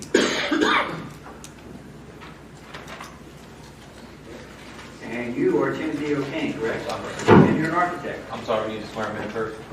No, sorry. Please raise your right hand. Do you swear the testimony you're about to provide will be the truth, the whole truth, nothing but the truth, so help you God? I'm not doing anything to do this thing. Sir, can I just request that because the microphone is working towards Mr. Emery, yeah, you can make sure that everyone can hear you. Thank you. Okay. Now I'll start again. You are Timothy O'Kane, and you are a registered architect. Correct. Yes. And by whom are you employed? Lackney Hayes Architects. And you were employed to design the school. Correct. And here again, I alluded to say 7, a curriculum vitae, and would that be your curriculum vitae? Yes. And you're the project manager for this endeavor. Yes. And I believe we have the floor plans. Do we have the floor plans in the elevation? Please. And Exhibit A shows the floor plans for the 2 stories. Correct. And what's on the top of the sheet on the screen? The top sheet is the second floor of the building. And what's on the, well, the first floor is on the bottom. Correct. And just explain generally the layout. It looks like there's a center area. And what's the concept for the design for the school? Sure. There is 24 classrooms, K through 5. On the bottom floor plan there in the center, you can see the canopy. That's the main entrance to the building. You come to the administrative area where there's offices, reception, principal, and nursery. The right side of the building is the K through 1 classrooms. There's a central courtyard to allow light into the inboard classrooms. Along the bottom there in purple is the library. The left side of the first floor plan is the noisier spaces. There's a multi-purpose room, which is a gymnasium and a cafeteria with a dividable curtain in the middle. Allows you to have lunch and gym class at the same time. The music rooms are above that as well. There's a full kitchen and cafeteria. And the left side of the plan there where the loading dock is, which was mentioned previously, is where our mechanical room, reception and receiving area, kitchen. So deliveries will come in from there and they won't have to cross paths. And so how many classrooms?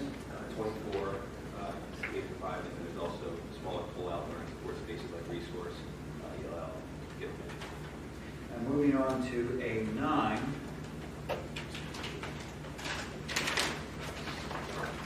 A9 is the elevations.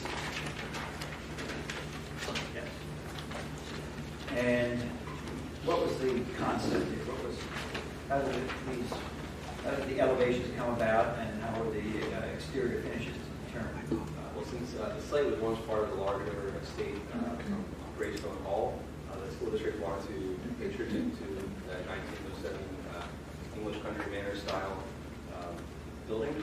So the front elevation, the top left corner there, that's the south elevation. That is the main elevation of the building that you'll see as you come up the main driveway. So that has a lot of same elements from Greystone Hall. Steep pitched shingle roofs. There is stone, which we are working to match the same color and style from Greystone Hall. There's cast stone elements like header lintels. The main entrance is a Tudor style stucco and wood timber framed open. On the left side there has a 2-story curtain wall at the library to allow a lot of natural light, and also mimic some of the intrusion of the bay windows at Greystone Hall. The rest of the building turns to more of a typical material we might see in elementary school, ground face block that will complement the color of the stone.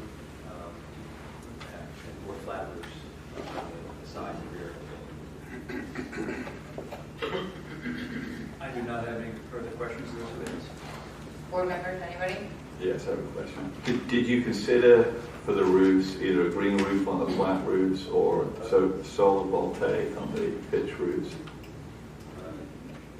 We do not consider that. We follow the district standards for what we typically use for the roofs. It will be a white roof with the reflex. I'm sorry, I can't hear you. Can you speak on that? No, we do not consider the green roof or panels. We fall in line with the district's standards for the buildings. We have any green roofs that meet those requirements. But the roof is a white roof, which will reflect a lot of the sunlight. To help keep sunlight from heating. Anybody else on the board? Mr. Jansen? Any questions? No. Mr. Gallagher? Mr. Bailey? A clarification, please. As to his point that he just spoke about, one line was also about solar. I've been on the green team.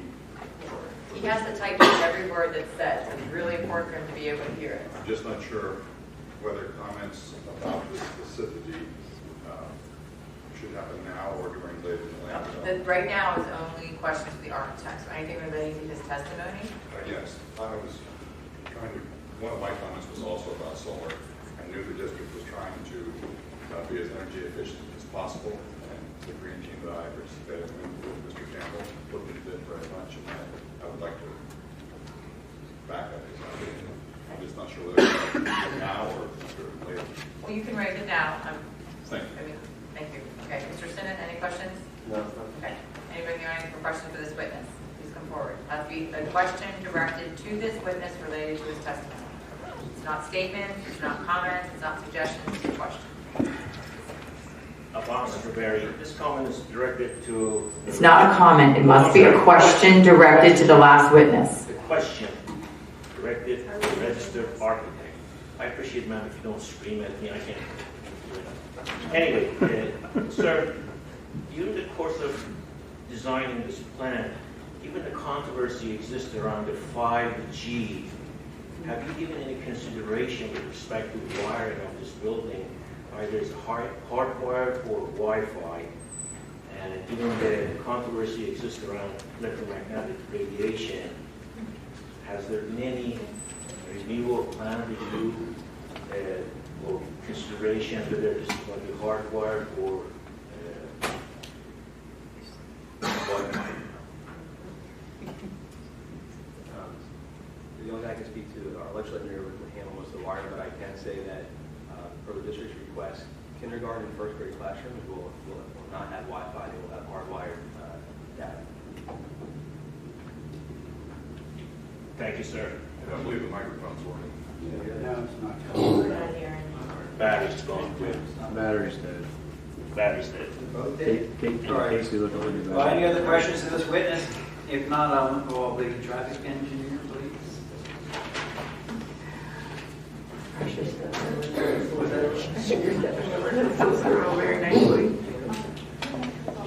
Yeah, mine is working well. I don't know if somebody wants to. It's all right, I talk loud. Okay.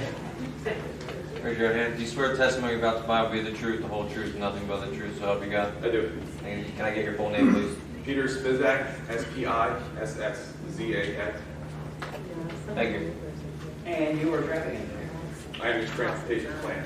Okay, transportation plan. Yes. And your curriculum vitae is A10. And that sets forth all your education and your experience and why you're able to provide a traffic impact assessment. That's correct. I'm offering Mr. Spizak as an expert in traffic planning and design. Board of any objection? Okay, so recognized. Did you prepare a traffic impact assessment for the proposed school project? I did. And I gave the A11 complete copy of your report to the Township State Solicitor, but I've included 18 pages as Exhibit A11 for the board's perusal. And why don't you explain what you did? All right. Generally, so traffic study 101 is first we contact the township and Penndot and get a scope approved through the township staff as well as Penndot. They will tell us what they want us to study. They will tell us what intersections to study. They will tell us everything that the study should include. So we did that before we even started the study. Then we counted the intersections they asked us to include. Penndot provides a growth rate to determine, they predetermine a growth rate that we have to apply to the existing counts. Then we take any nearby developments, including the Woodlands and Greystone right next door, add that traffic on top of the existing plus growth to get our base condition.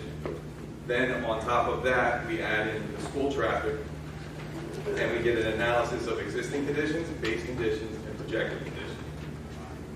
So that is the basis of the traffic study. Anytime that the projected conditions increase, the overall intersection delay increases by more than 10 seconds, and that requires that we mitigate that intersection. Based on the results of the traffic study, all the intersections that we put in the study meet that 10-second requirement, except for the intersection at Aaron Ave and Pottsville and Pottstown Pike, and the improvement there. So the Greystone development is proposing to signalize that intersection. So on top of that signal, we need to make some minor modifications to that signal to allow the intersection to operate to meet the requirements for the level service. Well, as a matter of fact, I think that the developer of the Woodlands and Greystone are required to install that traffic signal, correct? They are. And at the other end of Aaron Drive, there will be another traffic signal with all Phoenix lights. That's correct. So basically, with some modification of the traffic signal of Aaron and Old Pottstown Pike, the traffic from the proposed school will meet all the requirements. Correct. I don't have any further questions this way. Board? Just a quick question. What are the modifications of the traffic light on Aaron and Pottstown? So the original proposal for the signal was just just a typical signal. What we need to add is, it's called a right turn overlap phase. So anybody that's coming out on Aaron to make a right turn on Pottstown Pike will get a green arrow when the southbound left also has a green arrow, so that they can go concurrently. It allows for more right turn traffic to get out efficiently. That's the only change that we need to make to the signal. And in your study, on average, how many cars are you projecting in and out of there on the day? Well, the proposed school would generate 402 new vehicle trips during the AM peak. That's an hour in the AM. 204 new trips in the school PM, so like when school lets out, and 102 in the commuter PM peak hour. And what's that peak hour? So that's like 5 to 6 when your general office would get out back and forth. Your commuter peak. School. And heard testimony before and an estimate about how many buses. Did your traffic study include buses? So yeah, I mean it does. So what we do is when we generate traffic for any land use, there's Institute of Transportation Engineers issues a trip generation manual. Every couple of years they update it. There's thousands of studies that are done to determine a rate for each land use. So what we do is we look at that document, and it's basically it's accepted everywhere. We look at that document based on the number of students that are proposed for this. We get a rate from that document, which gives us a number of trips that can be expected in the AM school and PM. So that figure. And that would include buses. That would include buses. Right. And do you agree with this gentleman's Yes. I think there would be about 9 buses? Yeah. Okay, so 9 buses in the morning, 9 buses in the afternoon. Mm-hmm. Okay, thank you. I have a question, please. You talked about the baseline being the existing traffic plus projected growth. So for that Pottstown Pike, Aaron Avenue intersection, what is projected growth? What is the basis for that number? Where does it come from? So Penndot does counts throughout every county in the state, and they issue a new growth rate for each county every year, right around July. So we are required to use that growth rate for that year until they issue the new growth rate. So when Penndot issues, we have to use. So the growth rate, bear with me for a second. So I guess my fundamental question, you probably don't know the answer, but do you know, so Penndot's calculation, there's been a heck of a lot of growth up in West Whiteland, both commercial and residential building, which is outside our township. Well, it's but not. that is contributing to the volume on Pottstown Pike. So will Penndot have considered that in their calculation? It's not based by township, it's based by county. Okay. So there's not a township by township list, there's So just a county list. my personal view is it's probably underestimating. I don't. Projecting growth. Yeah, all right. So anyway, the growth rate that we use, 0.58% per year, which then would equate to 1.16% more traffic than what was existing when we counted. So again, just to state my position on this, I think these ways of calculating traffic volume flowing through the township seriously underestimate volume flowing through other townships with a lot of growth surrounding ours. And I understand what you've done and it meets the requirement. I'm just saying it doesn't do the job really. So the other thing we did was we included the Greystone development of the 598 homes into the projection for that base rate. What's that? That's known. We know that that's right. Right. So, I mean, typically what I found is that these are very conservative numbers that Penndot makes us provide for these studies. That's just based on my experience. It's okay. Any other questions of this gentleman?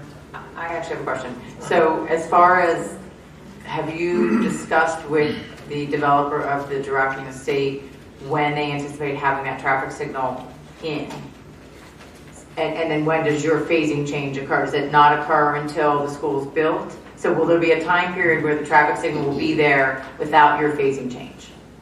So it's my understanding that the signal will be in and operational in the next 15 to 18 months, which would be prior to the school opening. And what we would try to do is we would try to get the change into the design before it actually gets built and approved by Penndot, so that we're not going under the And do you understand that Penndot would require the functioning signal to be there for the school? Yes.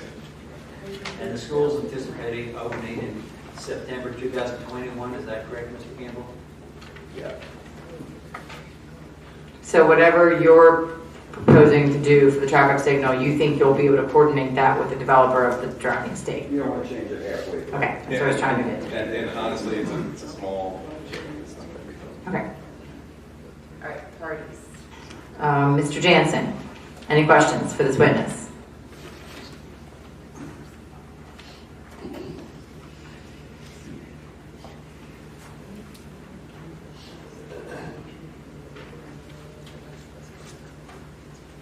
Somewhat facetiously, did you guys do the traffic study for the Wawa? I don't know the answer to Well, I'm of the same mind as Mr. Walsh, so I apologize, but I don't have high respect for your reports, judged by other township issues. And I was a facilities manager. You're going to have to speak up, sir. That's all. That's all. Mr. Gallagher? Yes.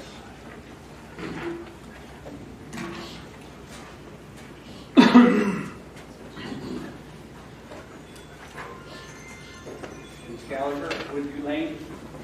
Question for you. Is there a proposed crosswalk at that? You got speaking to the microphone. I'm sorry, is there a proposed crosswalk at that Actually, intersection? the microphone's not working, so can I ask you just to... Just project your voice. Okay. Is that better? Can you just come forward a little bit, sir? Sure. Just a sec. I was wondering if there's going to be a crosswalk at the end where it meets Pottstown Pike, the new Park Road. What is it, Aram Way? Is that going to be Aram Avenue? And I only ask that because there's an existing street that dumps basically almost onto it, and there's a walking trail that goes from Woodview Lane up to that road. It's just going to encourage people to try to cross the road there to get to the wild. because it already happens. Now, it's only a park road now with very limited traffic. I see that's going to be an issue at some point, and I am not hearing anything about how that's going to be addressed.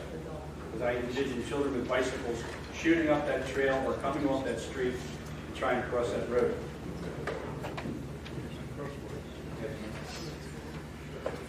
I'm going to double check the plans, the signal plans, and the improvement plans that for the Woodlands of Greystone. But I believe that there is proposed crosswalks at that intersection once it's signalized. But that's not something the school district's doing, that's what the developer of Woodlands of Greystone. Right. Mr. Bailey, any questions? Mr. Sinnott? Any other question for this witness? Please come forward.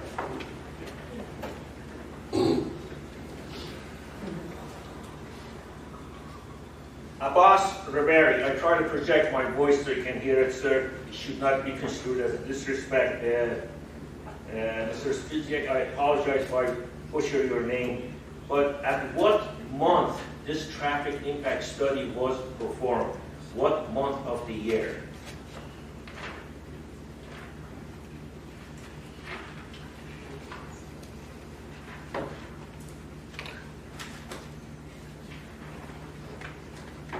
Counts were taken in March. Thank you. Any other questions? Yeah.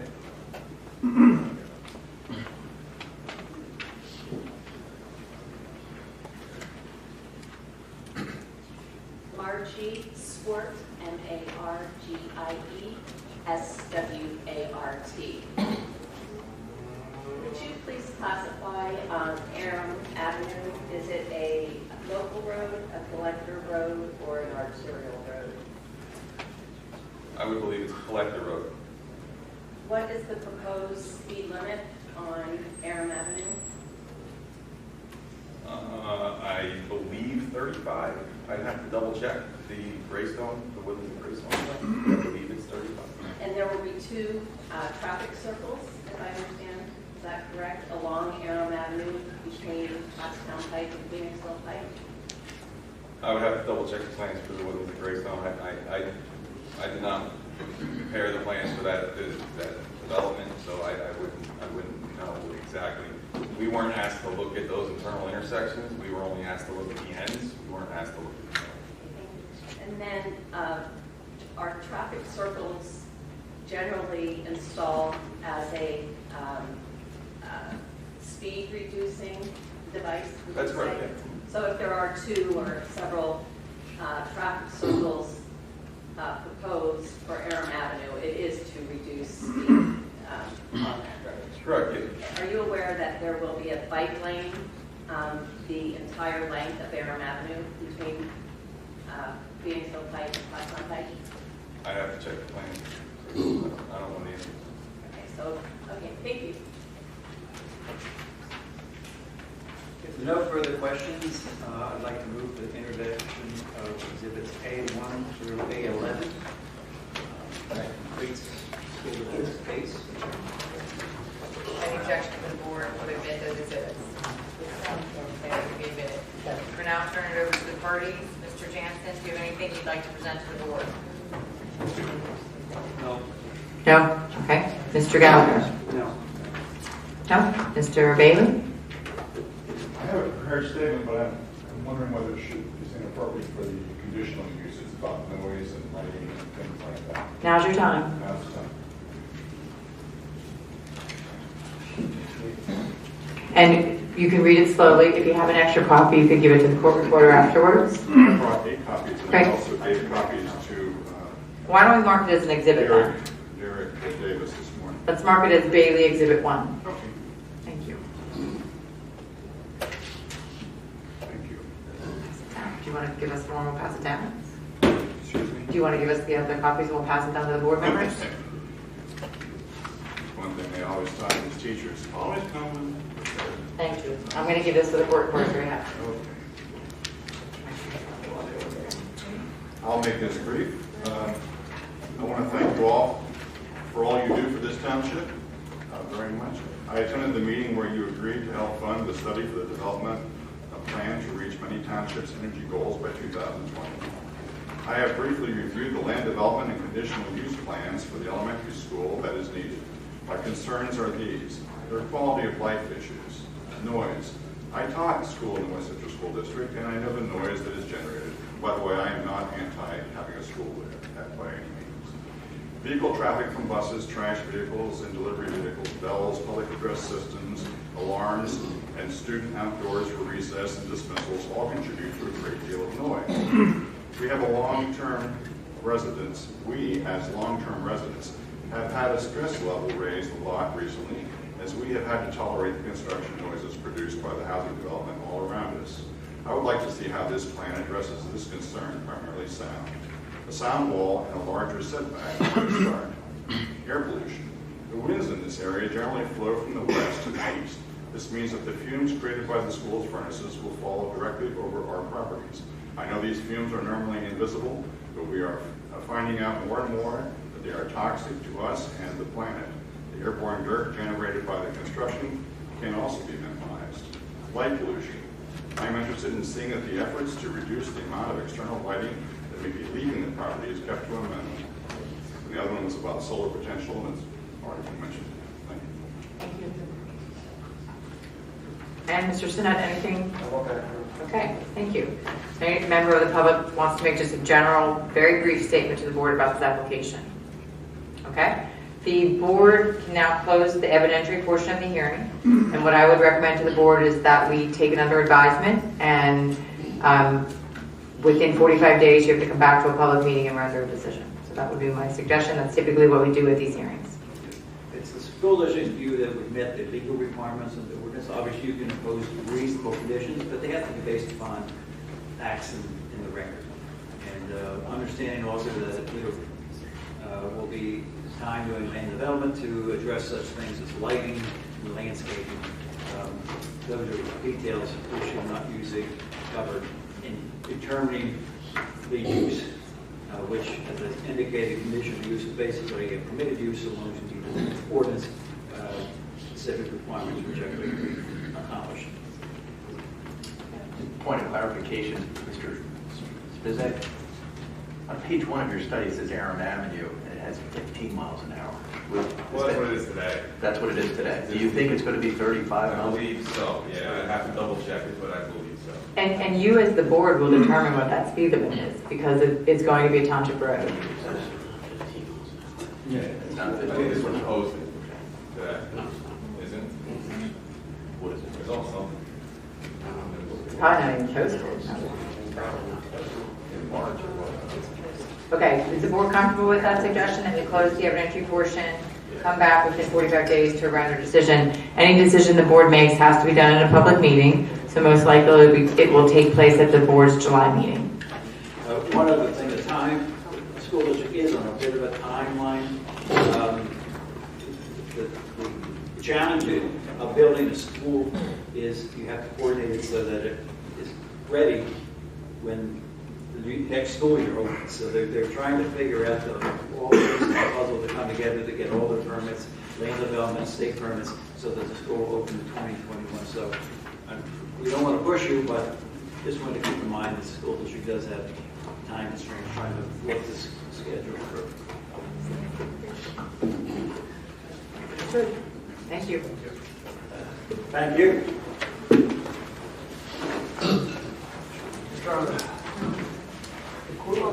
Here's an extra for the exhibits. Thank you. Enjoy. Thanks for helping. Thanks, Charles.